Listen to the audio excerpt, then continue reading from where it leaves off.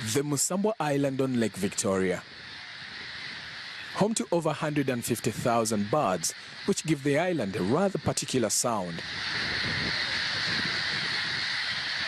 Down below them, on the ground, are much quieter beasts.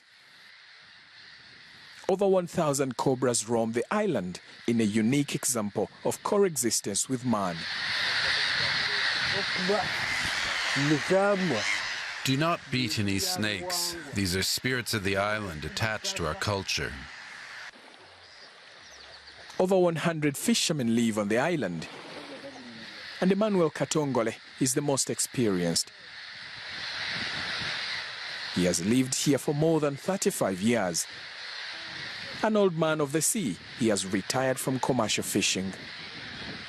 The 97-year-old is the custodian of long-held customs, which forbid killing the snakes.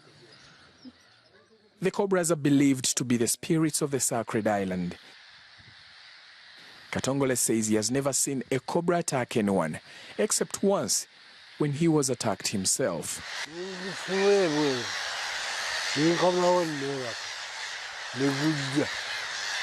I must have angered the snake when I carried it out of the house so that I could sleep, but it crawled back in. I picked it up again and threw it out and then went to bed. Astonishingly, it crawled back in. This time I picked it up and it turned its head and bit me. The snakes shouldn't be harassed, even if it means sharing a bed with them.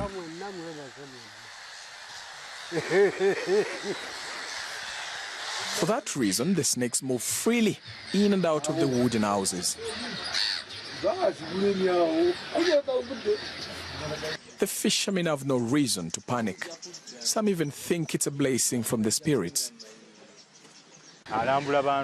If it comes into your house, that's a spiritual visit. Just tell the snake you have no problem, and it will not cause you any trouble. The name of the island, Musambwa, means spirits. Its traditions are rather strict. No one cuts down a tree for any reason. Birds too shouldn't be killed, and their eggs must not be eaten. But the custom that prohibits women on the island is the one that is toughest for the fishermen. It would be good to finish your work and go home and see your family every day, to know how your child spent the night, to know what they've eaten. Unfortunately, it's not possible here. So Enoch Ntale has to leave the island at least once every 2 weeks to see his family. At this landing site called Malembo, Ntale also sells his catch. When the fishermen meet Ntale here, many want to go to the island with him, but he says that only a limited number are allowed on the remote island. We came up with a resolution to use a space that can only accommodate up to 200 people on the island. The rest of the land is under conservation as breeding grounds for the birds. Breeding ground for the birds. Traditionally, women do not fish in this part of Uganda. But some are curious about the forbidden island. If we were allowed to go there, it would be nice to set up a business there, but we can't do that.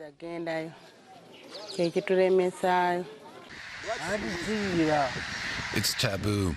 It's been like that since time immemorial. No women allowed. We can't let that happen.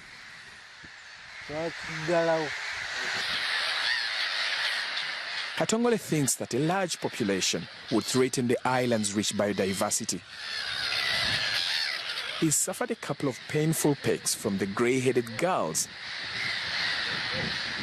But he would rather stay here with more birds and the snakes than humans.